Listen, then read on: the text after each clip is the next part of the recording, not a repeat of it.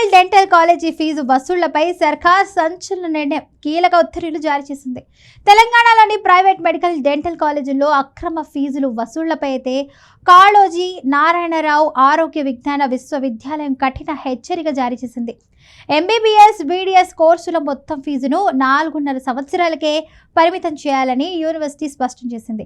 5 ఏళ్లుగా వసూలు చేస్తున్నట్లు భావించి అదనపు ఫీజుల వసూలు చేస్తే చర్యలు తప్పవని హెచ్చరించింది. తెలంగాణలోని ప్రైవేట్ మెడికల్ డెంటల్ కాలేజీల్లో అక్రమ ఫీజుల వసూళ్లపై కాళోజీ నారాయణరావు ఆరోగ్య విజ్ఞాన విశ్వవిద్యాలయం కఠిన హెచ్చరిక జారీ చేసింది. ఎంబీబీఎస్, బీడీఎస్ కోర్సుల మొత్తం ఫీజును 4.5 సంవత్సరాలకే పరిమితం చేయాలని యూనివర్సిటీ స్పష్టం చేసింది. 5 ఏళ్లుగా వసూలు చేస్తున్నట్లు భావించి అదనపు ఫీజులు వసూలు చేస్తే చర్యలు తప్పవని హెచ్చరించింది. కోర్సు వ్యవధి 4.5 సంవత్సరాలకే అయినప్పటికీ విద్యార్థులపై భారం తగ్గించే ఉద్దేశంతో ఫీజును కూడా 5 విడతలుగా మాత్రమే వసూలు చేయాలని యూనివర్సిటీ అయితే సూచించింది. అయితే దీనిని తప్పుగా అర్థం చేసుకుని 5 సంవత్సరాల ఫీజు పేరుతో అదనపు మొత్తాలు వసూలు చేస్తున్నారని, ఇది సరైంది కాదని యూనివర్సిటీ విడుదల చేసిన ప్రకటనలో పేర్కొంది. అలాగే ఫెయిల్ అయిన లేదా డీటైన్ అయినటువంటి విద్యార్థుల నుంచి అదనపు ఫీజులు వసూలు చేయడం, ముందస్తుగా మొత్తం ఫీజులు తీసుకోవడం కూడా నిషేధమేనని స్పష్టం చేసింది. ఈ మేరకు విద్యార్థులు, తల్లిదండ్రుల నుంచి అనేక ఫిర్యాదులు కూడా అందడంతో యూనివర్సిటీ ఈ మేరకు అయితే ఆదేశాలు జారీ చేసింది. ముఖ్యంగా మేనేజ్మెంట్ కోటా విద్యార్థుల నుంచి 5 సంవత్సరాల ఫీజు వసూలు చేస్తున్నట్లు ఆరోపణలు కూడా వచ్చినట్లు తెలిపింది. ప్రభుత్వం నిర్ణయించిన మార్గదర్శకాలను ఉల్లంఘించిన కాలేజీలపై కఠిన చర్యలు తీసుకుంటామని హెచ్చరించింది. అవసరమైతే అనుబంధాన్ని రద్దు చేసే అవకాశం ఉందని పేర్కొంది. తెలంగాణ ప్రవేశాలు ఫీజుల నియంత్రణ కమిటీ నిర్ణయించిన ఫీజు నిర్మాణం ప్రకారం అయితే 9 సెమిస్టర్ల కోర్సుకు 2023 నుంచి 2026 కాలానికి ఫీజులను 5 సమాన విడతలుగా విభజించారు.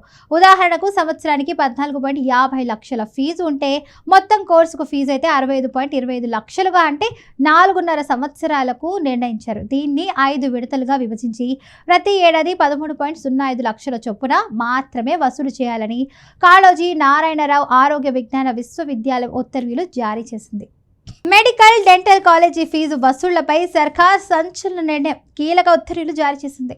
తెలంగాణలోని ప్రైవేట్ మెడికల్ డెంటల్ కాలేజీల్లో అక్రమ ఫీజులు వసూళ్లపై అయితే కాళోజీ నారాయణరావు ఆరోగ్య విజ్ఞాన విశ్వవిద్యాలయం కఠిన హెచ్చరిక జారీ చేసింది. ఎంబీబీఎస్, బీడీఎస్ కోర్సుల మొత్తం ఫీజును 4.5 సంవత్సరాలకే పరిమితం చేయాలని యూనివర్సిటీ స్పష్టం చేసింది. 5 ఏళ్లుగా వసూలు చేస్తున్నట్లు భావించి అదనపు ఫీజుల వసూలు చేస్తే చర్యలు తప్పవని హెచ్చరించింది.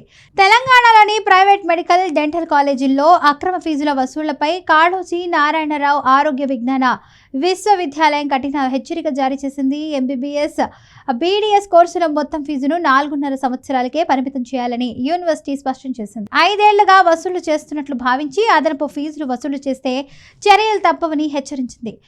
కోర్సు వ్యవధి 4.5 సంవత్సరాలకే అయినప్పటికీ విద్యార్థులపై భారం తగ్గించే ఉద్దేశంతో ఫీజును కూడా 5 విడతలుగా మాత్రమే వసూలు చేయాలని యూనివర్సిటీ అయితే సూచించింది. అయితే దీనిని తప్పుగా అర్థం చేసుకుని 5 సంవత్సరాల ఫీజు పేరుతో అదనపు మొత్తాలు వసూలు చేస్తున్నారని, ఇది సరైంది కాదని యూనివర్సిటీ విడుదల చేసిన ప్రకటనలో పేర్కొంది.